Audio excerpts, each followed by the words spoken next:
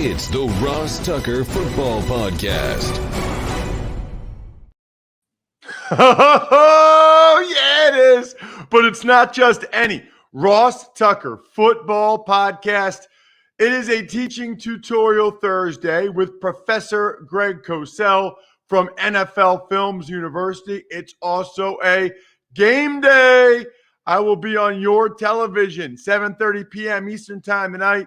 Steelers, Eagles, and then they replay on NFL Network a bunch of times, including 11 o'clock tonight. So I am excited. The first of 40-plus game broadcasts I will be a part of this season. Wow.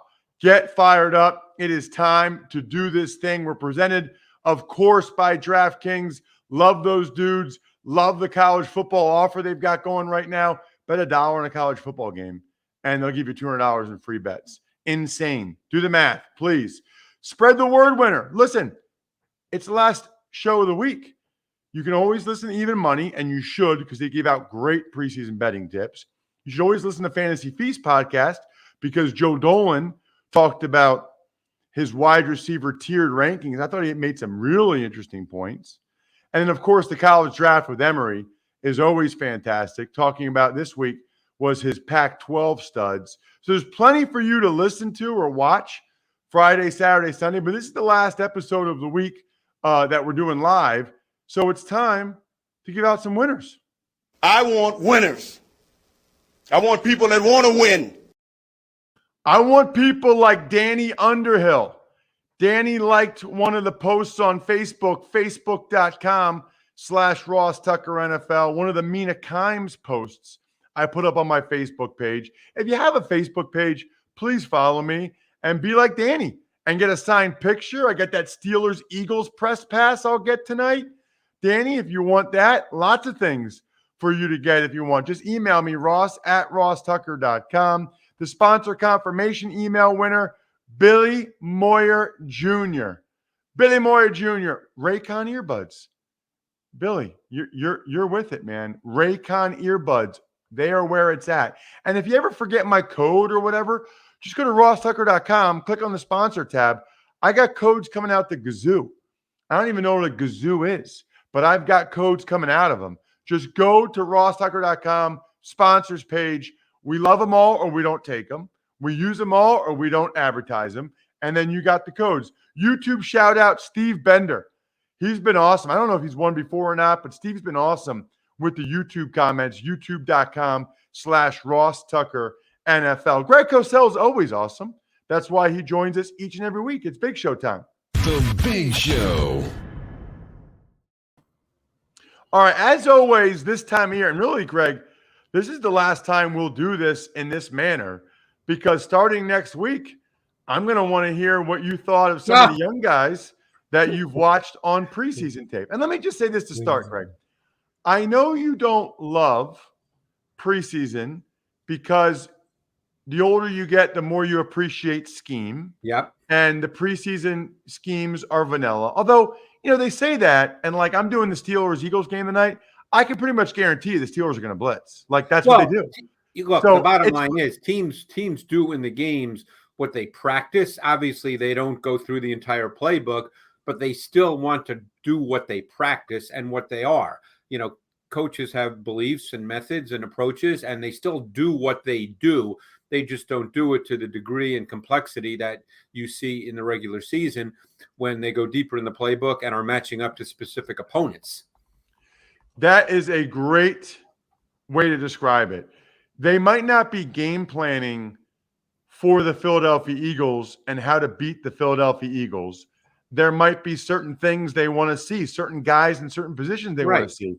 But that doesn't mean they're running cover two every play and not blitzing. Like, they're going to blitz. I mean, if a team's foundation is cover three, and that's what they've been teaching since going back to OTAs, you know what? They're going to play cover three. You know, they might not do it in a way that matches up to a specific receiver or a specific formation of the opponent, but they're going to play cover three because they have to practice what they're going to be.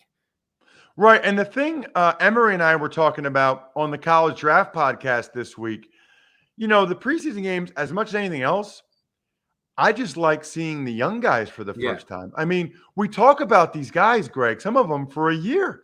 I'm going to ask you about the college quarterbacks you've noticed, that you've watched so far in a little bit. We'll be talking about that kid for a year I until he know. plays in a preseason game next year. And that's our first time. And by the way, guys can get better, guys can get worse, but man, I go back to like Russell Wilson in the preseason. I mean, there are certain guys that you watch, you're like, wait a minute, they might have something here. And other guys, I remember a couple of years ago for the Eagles, Clayton Thorson, I was like, I don't know about this one. I don't know about this guy. Well, I mean, look, Russell Wilson's a good example. Again, you and I are not there, but you're hearing a lot about Trey Lance in San Francisco. So we'll see how that plays out. So speaking of quarterbacks that we talked about for a while and young quarterbacks, because really I'm excited to see all the rookies because I'm just curious how they do at this level, but in particular the quarterbacks. And what I find interesting, and I don't remember if we talked about him before the draft, Greg. I don't know if we got to him, but Sam Ehlinger, who played at Texas for 27 years, I think, as their starting quarterback. He was there forever. He's evidently getting some reps with the ones. They like what they've seen from him. They're trying to say it's not a knock on Eason, but I don't know how you could look at it any other way. And you see enough reports from people saying that Eason just isn't seeing things quick enough, etc. So what I want to go to, Greg, is I don't remember if you ever gave me a scouting report on Ehlinger. Well, you're right. He started 43 games, and he came out of high school in Texas as a classic dual threat quarterback. He's physical and competitive as a runner. He can execute the design quarterback run game. He can make second reaction runs and throws. He's very unrefined and inconsistent as a passer, especially from the pocket. I saw him much more as a developmental prospect who has throwing limitations. I think that, to me, he made some throws within structure of an offense, but he's got a lengthy delivery, a longer, elongated delivery. He doesn't have a real good arm. I think he's a work in progress. Now, preseason or training camp, I never know exactly what to take away. We're not there. You know how it is now with social media. Everybody jumps on every single play as if that play in and of itself has some greater importance. So I don't know how to respond to what you hear out of Indianapolis, but he would strike me as a quarterback that's not quite ready to start in the NFL, which doesn't mean he couldn't down the road. And again, we don't know about Jacob Eason either. But again, the report came out yesterday that Carson Wentz might be ready to go week 1. We'll see about that. Yeah, by the way, I would tend to doubt that. The Colts have a long history of being very optimistic with player injuries and then pushing them back. We've seen that with Andrew Luck. We've seen that with other guys. Here's a theory, Greg. Ehlinger can run. I mean, he's like a power runner. He's a power runner. He's not twitchy and sudden. It's funny. It's funny you say that because I finished watching him, and there's a lot that needs work, but I did come away thinking there was something there about the kid. And I've met the kid a number of years ago. There's something there. Now, whether it develops, that's hard to answer. That there's a lot of factors, as you know, Ross, that go into that. But I did feel like there's something there that potentially could work down the road. So here's my theory, okay? And tell me if you think it's possible. Let's say they think Wentz might only miss a game or 2 or maybe 3. Do they have a better chance to win those games with Eason purely as a pocket passer? Right. Or for those couple games, can they run Ehlinger 5 to 10 times, incorporate that into the offense, some design quarterback runs? He reminds me of he's like a better Tebow in terms of how he throws the ball, but his physique, he's really put together, his physique. I guess I just wonder if they didn't think, you know what, for a couple games, first game of the year, they're not going to be ready. They're not going to have done a lot of design quarterback stuff. Let's maybe put him in, or maybe start him, or maybe just give him a package of plays and see if they can steal a game or 2 while Wentz is out. Well, then what you're saying is this basically is if let's say he's the guy, let's just for the sake of this discussion, then you have to play a certain way, which they may be very capable of playing, because then what you're trying to do is this.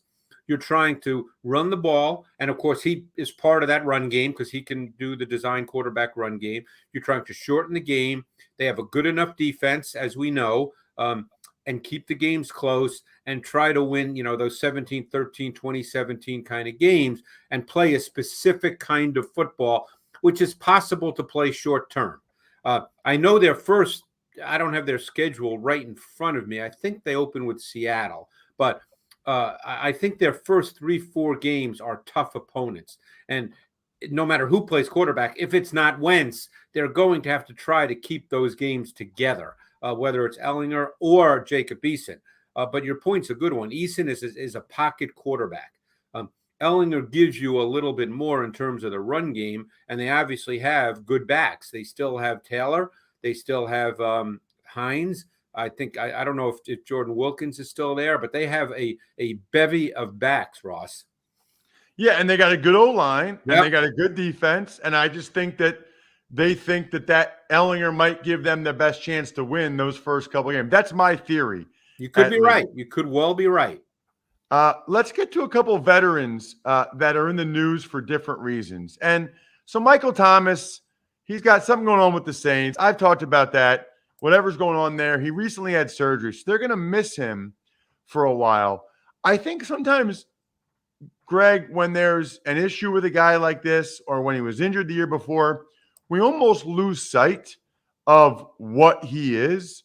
So Thomas is going to be out for a while. Yep. We know that. And not good, Greg, when you've got a new quarterback, because I got to think whether it's Jameis or Taysom Hill, man, it would benefit them to have that big-bodied, sure-handed receiver. Thomas is a good route runner. But what specifically are they going to miss? Because didn't he have, he had like 2 or 3 years in a row where he had like 150 catches.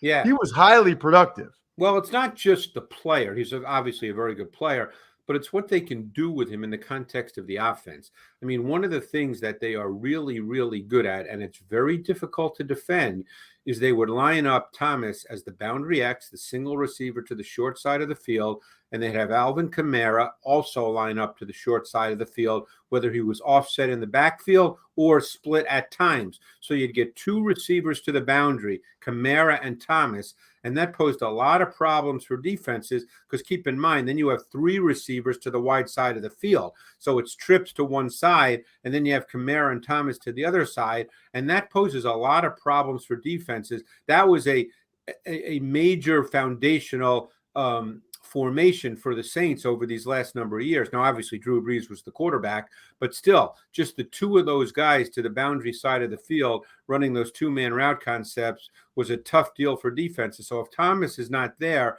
they kind of lose that a little bit, and we'll see who becomes that guy. Now, they have one player who I believe was a free agent, and I liked him coming out of Tennessee, named Marquez Callaway, excuse me, and he's a guy to watch, in my view, particularly with Thomas being out, and we don't know how long Thomas will be out. But I think Callaway is a very intriguing player, good size, athletic, physical, competitive, just someone to keep in mind, Ross.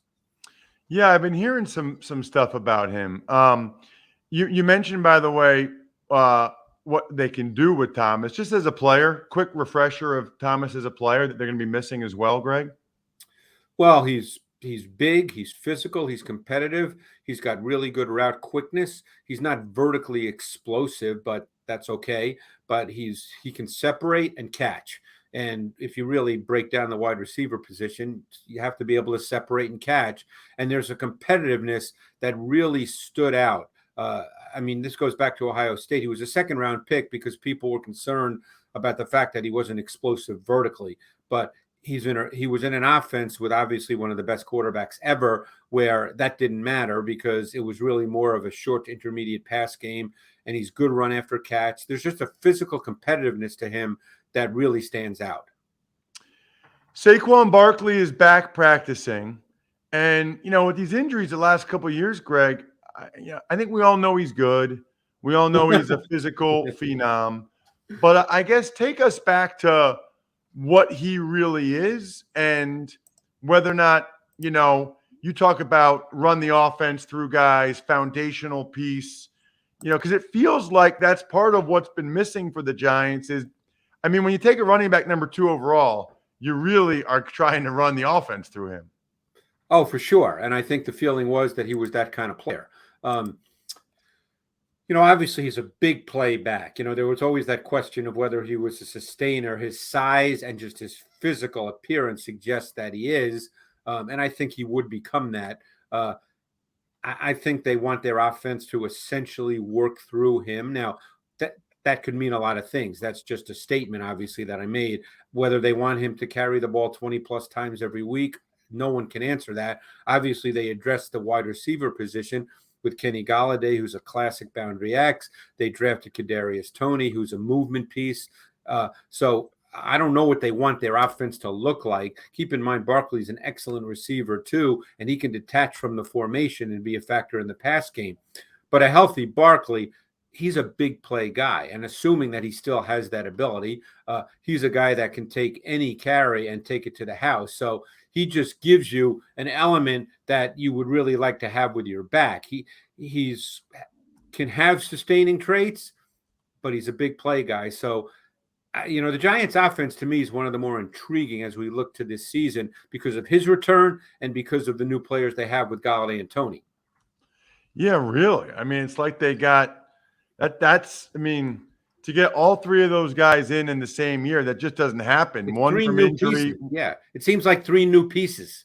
Right. That never happens that you get a first-round pick, a high-priced free agent, and you're getting the running back coming back off of injury. I know you mentioned a couple weeks ago, Greg, that you checked out the college quarterbacks. Yeah. And, after the Super Bowl, before the draft, we'll talk about these guys. But starting next week, we're going to really get your thoughts on what you saw from some of the rookies in preseason action. So I did want to take a couple minutes and just ask, was there any one guy that stood out to you? Was there a couple guys that stood out to you? Were you blown away or overly impressed with anybody, or the opposite? Were you not that impressed? Well, I'd answer that this way. I think that when I watch these guys, I'm usually not one who's blown away, because I do it very analytically, but there are certain guys clearly that were interesting. And then you try to think of where the NFL's going and how teams might use certain players. And I think, one guy that will be very intriguing to me as we kind of look ahead is the quarterback from Liberty, Malik Willis. And I don't know if you know much about him. He's a guy that he showed his 2020 tape, and that's what I watched, obviously, showed an explosive dual threat quarterback. He's got a live, strong arm. He's got high level athleticism.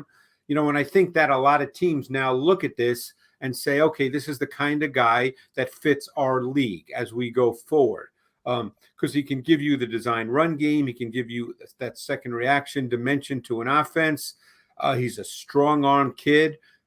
He's got a whip-like delivery. So just someone to keep in mind, obviously playing at Liberty. Liberty did very well last year.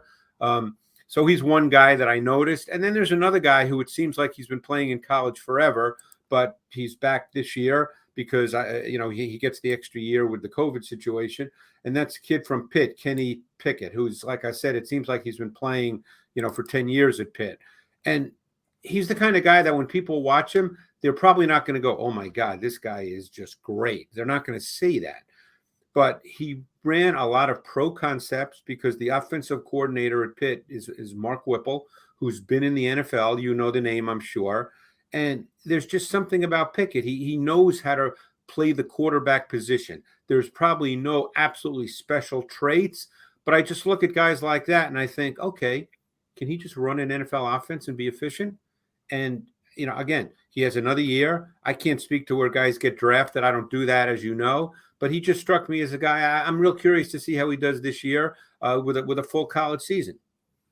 Awesome. Well, I'm curious to see how week 1 of the preseason unfolds. Can't wait to get your thoughts on what you saw a week from now. Thank you so much, Greg, as always, for the time.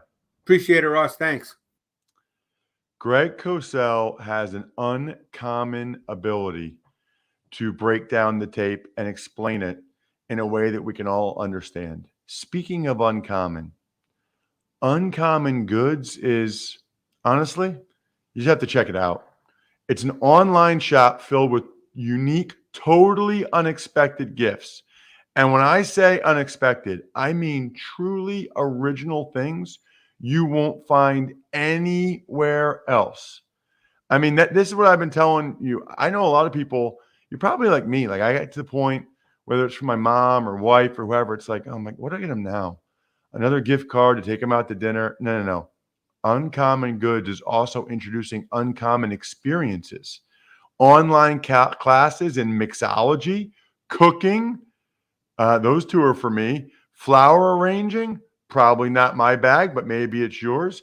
To get 15% off your next gift, go to uncommongoods.com/Tucker. That's uncommongoods.com/Tucker for 15% off. Don't miss out on this limited time offer. Uncommon Goods. We're all out of the ordinary. Tuck's Takes. Morning, Ross. Well, you talked about Sam Ehlinger in Houston. Let's talk about the Colts giving contract extensions through 2026 to head coach Frank Reich and general manager Chris Ballard. Well, I think it's good timing for those guys because with the Wentz injury and the Nelson injury, depending on how long those guys are out, they might not get off to the best start. And who knows? I mean, if Wentz comes back and doesn't play well, they might not have a great year. But now it's like they're Wentz proof. I mean, even if Wentz plays like he did last year in Philly and Wentz isn't the long-term answer, Jim Irsay clearly believes in those guys enough that it doesn't matter. You know, a lot of times you make a big move for a quarterback. If that doesn't work out, then you end up being gone. Irsay is basically saying, in my mind, whether Wentz is a success or not, I believe in Ballard and Reich. Tuck's Takes. Let's keep it in the AFC South. Texans reprimanded by the league after they tried to switch media access to regular season rules 2 weeks before they were allowed to. So the media is allowed to go to every practice until August 26th, at which point they're not, the teams can elect to not allow them access to practice. The Texans tried to start that today, and the NFL said, no, you can't do that. These are things that you guys probably don't care about. And frankly, I don't really either, other than the fact that it sort of shows the inexperience of a first-time GM, first-time head coach, that they didn't know that. I mean, clearly, Caserio is trying to do the Belichickian way because he was in New England. But, know the rules, dude. Make sure you understand the rules. Tuck's Takes. Time for a little media news. Former quarterback Alex Smith has signed with ESPN, and former wide receiver Nate Burleson now a co-host on CBS This Morning. Happy for both these guys. I know both these guys. I like both of these guys. Alex, obviously, with everything he's overcome, ESPN did that phenomenal documentary on him. So I think, they had a leg up, pun intended, on signing him. And then for Nate Burleson, that's just amazing, man. I mean, CBS This Morning, that is a big, big gig. And I've known Nate for a long time. I guess he'll still do Football Today on Sundays. I think he's going to do some Good Morning Football somehow, but I don't know how much Good Morning Football. I don't know how they're doing that, but I'm thrilled for Nate. He's obviously on that show with my college roommate Kyle Brandt on Good Morning Football, and those guys have done great work. Tuck's Takes. Other news includes injuries to Ravens wide receiver Rashad Bateman and Chiefs guard Laurent Duvernay-Tardif.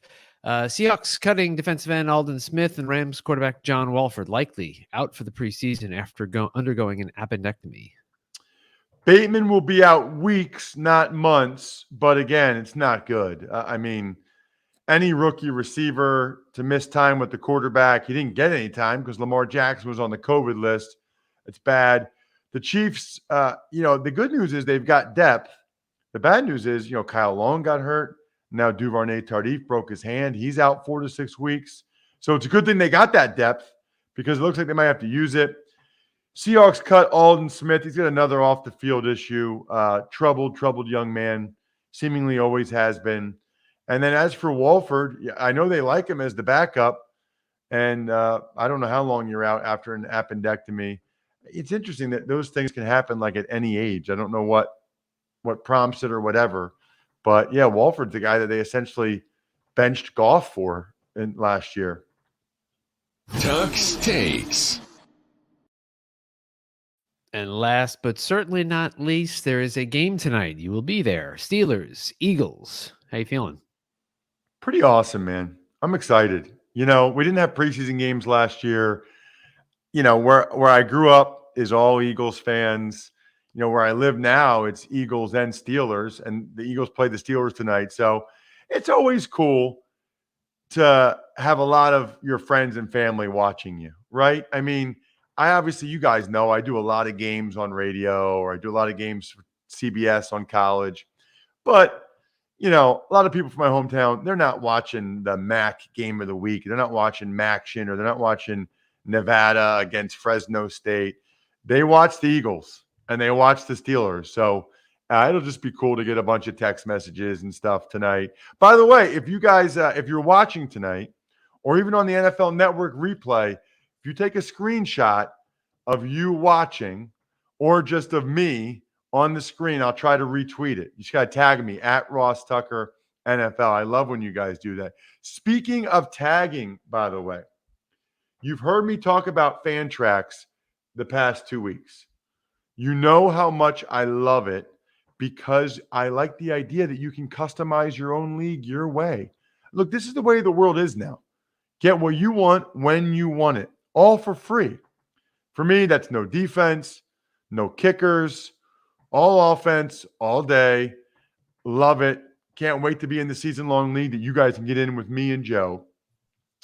Just for signing up at fantrax.com/Ross. You can get in the league with me and Joe, and you'll be eligible to win a Devontae Adams signed jersey. And even better, if you bring your friends and your other leagues from some not-to-be-named platforms, your entire squad will be eligible to win a weekend getaway to your favorite stadium to watch your favorite team play. I'm sure that will come with some arguing as you guys figure out which game you're going to go to, which team. That's your problem, not mine. You'll get over it because as part of the package, the winning group gets $6,000 in spending money. Guys, it's totally free, totally customizable, and only at fantrax.com/Ross.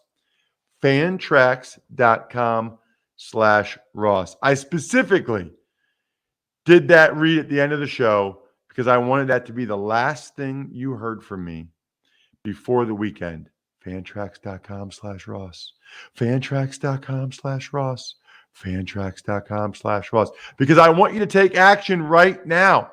Now that the show's over, I want you to get on your phone, fantrax.com/Ross. Shout outs Pizza Boy Brewing, Sporticulture, Vision Comics with an X, HumanHeadNYC.com, and SteakhouseSports.com. Have an awesome weekend. It's football time. It's Daddy Soda time. It's Tuck Spreads time. I think we're done here.